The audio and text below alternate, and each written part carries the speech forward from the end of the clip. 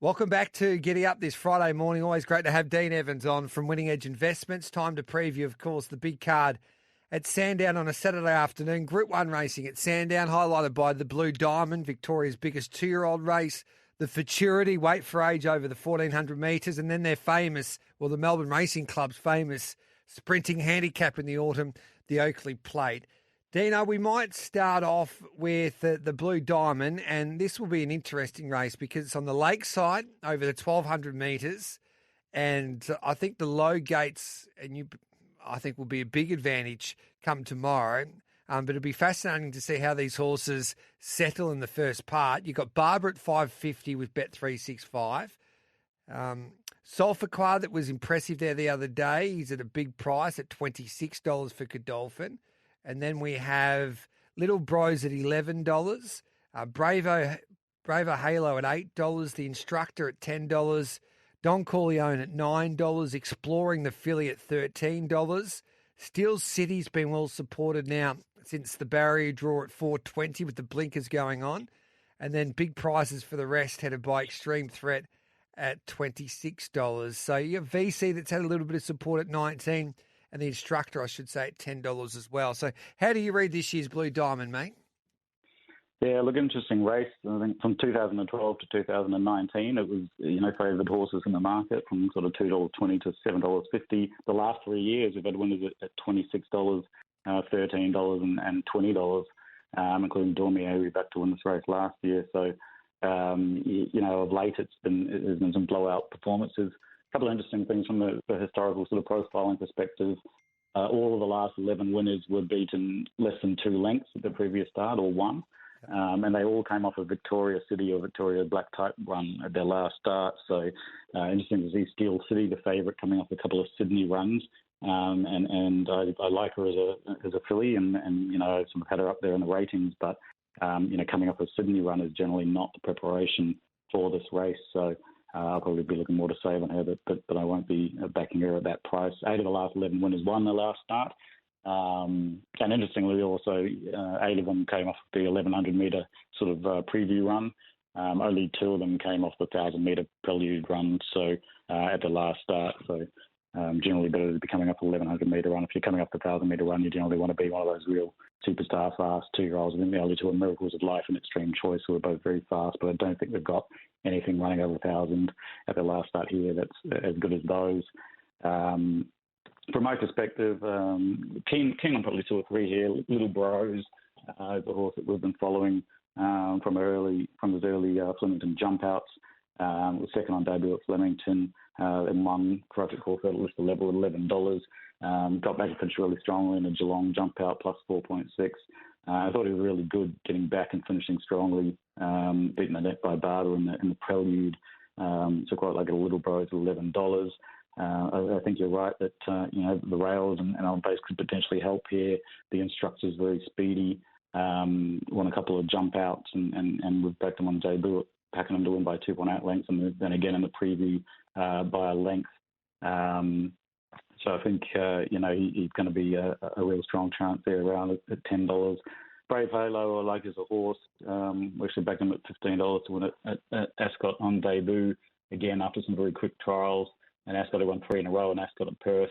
And he really just had no luck in the prelude. He was just sort of held up most of the straight. He never really got clear. The sort of Godolphin horses managed to keep him blocked in the straight. But the car park barrier, as you alluded to, Gareth, he's out there in 16, so that's going to make life potentially pretty difficult for him. And then the other one is just bomb-proof as Barber. He's won the Golden Gift, the Blue Diamond Prelude, Jay Carr aboard, and he's really done sort of nothing wrong. So from a strategy perspective, going a bit wide here, but I do think that we've got the race covered.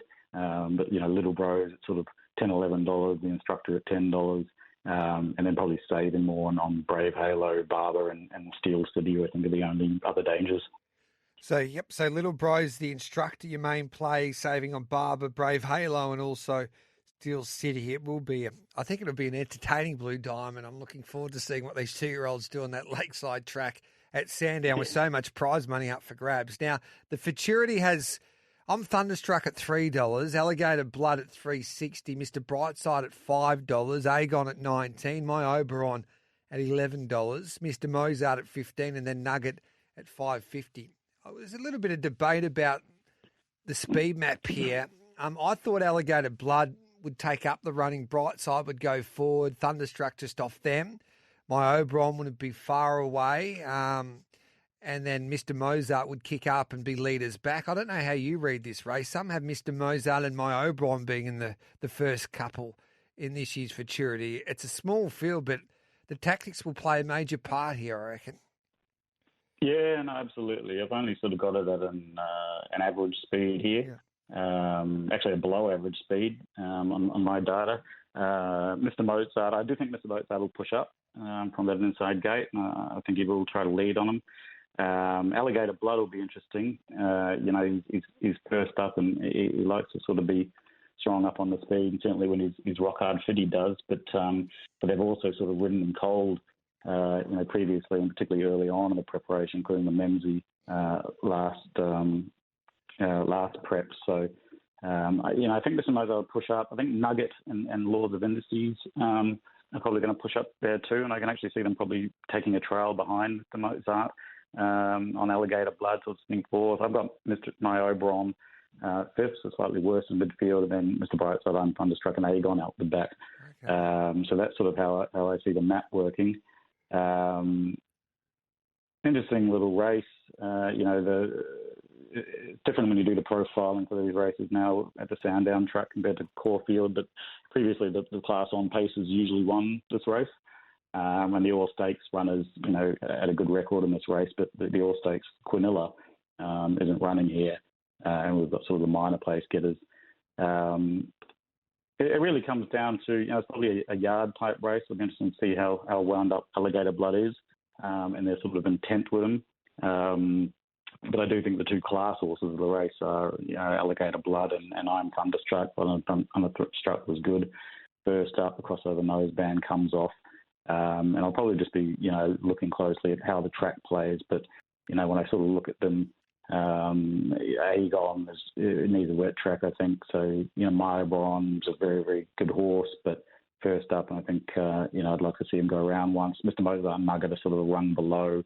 And Mr. Brightside, has been improving, but I think he's also a run below. Yeah. So the only two I could look at, from a winning perspective would be I Am Thunderstruck and Alligator Blood, but it's probably kind of race where I'll be looking at the yard and seeing, who everything's really wound up and looking to peak here as we get close to the All-Star Mile and weigh up whether it's worth backing either I'm Thunderstruck or Alligator Blood based on the yard and based on how the track seems to be playing. Let's have a look at the Oakley Plate now then. Rocket Horses at $31, scratched after a small mishap there last week for the Lightning, so she heads to the Oakley Plate to carry top weight. Lombardo at $41. Mask Crusaders had support with Bet365. Now to $23. The Astrologers at 40-1. King of Sparta at $9. Sioux Style 26. Marine 123. The Queensland at $10 with Bet365. As far as first up here at $5.50. And she's nearly the market leader. Lofty Strike at $10. Chain of Lightning at $7.50. Then we go to Shooting for Gold at 40-1, I Am Me at $6, Believer at 50-1, Star Patrol at $10, Zapateo at $17. We've got a good push from that for that galloper by Vin Cox yesterday. Shimino at 70-1, and then the emergencies, Oxley Road, Triple Missile, and Bless Her. Who wins this year's Oakley Plate with a second winning post? What a race this is. Yeah. It's just, full field, lots of all these talented sprinters who have been waiting for this, opportunity to Group 1. It's just such an exciting race because you've got so many of them in form and going well, and some of these sort of younger ones who are having their sort of first crack at a Group 1. From a historical profiling perspective, Gareth, this race is, a lottery. It doesn't matter where you settle in the run, doesn't matter your barrier. First up, second up, third up, the weight, day since last start, age, gender, and SP. It could, anything can win from that perspective. So it's hard to rule any horses out from that perspective. I'm a little bit surprised that Escalor is a favourite, to be honest. I think it's a bit of a lay. I just think there's so much talent in this race. And obviously Escalor is a talented horse, but I just thought the way the weights stack up and first up there, I thought she could be vulnerable. So I'm definitely looking to take her on. There's only 3 horses that I'm sort of interested in. I Am Me's a horse that we've been following for a long time from the trials perspective. She came to Sydney and won won a Warwick Farm trial on plus 4.6 by 7.5 lengths and just looked very good. We've backed her quite a few times and she's obviously got a very good, winning record. She's won sort of 7 of her last 9, done very little wrong. Jamie Carr, I think it's a big pointer that Jamie Carr has chosen to ride her over even Chain of Lightning, is a good mare as well. And the Inside Gate, means that she's just going to be able to bounce and run. I think with all the speed here, they'll probably take a sit on her. But she'll get a very nice trail, and so I think I Am Me's a strong chance. I do think Chain of Lightning doesn't lose anything with Craig Williams hopping aboard. Really sort of just found trouble in the Rubiton, didn't really sort of get clear running room, had a bit of a bump in duel at one point. It was a good third first up. She won the Cochrane in the Tristark last prep, and I kind of like something that's going to really hit the line powerfully in this race from a nice low draw.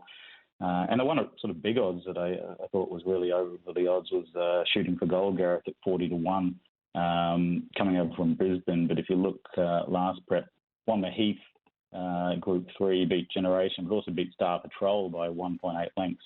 And Star Patrol's a bit of a boom sprinter and has sort of been single figure odds here. So I just thought the price discrepancy there was Shooting for Gold at $41 and Jane Lloyd is riding very, very well.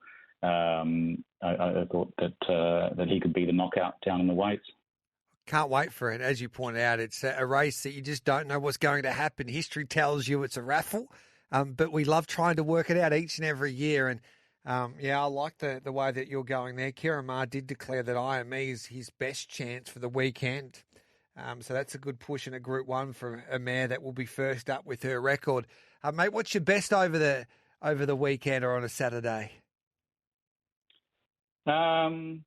Look, there's brilliant racing. I think probably the strategy I'm most confident on is Sumptuary and Mogo Magic and that Highway. Yep. We don't usually cover those races here, but I just like the 2-horse race. And when one's sort of $8 or $9 and the other one's even money, I think I like those kind of bets because you get a chance for a big collect, but you're usually protected with the favourite there. So I'm quite keen on that. But it's just brilliant to be straight into the real big races of the autumn, 5 Group 1s, and it's just going to be fantastic racing. And I think there's some really good value there that we've found sort of across the card for the punters, and I think we'll have a good day. It's great to have you on board here with Giddy up throughout the autumn with Winning Edge Investments. And if our listeners want to get involved, Winning Edge Investments, I think this is the best value that you can get. I keep on saying this, but for the punters out there to try and back a few winners in the autumn, it's pretty easy to do. Dino?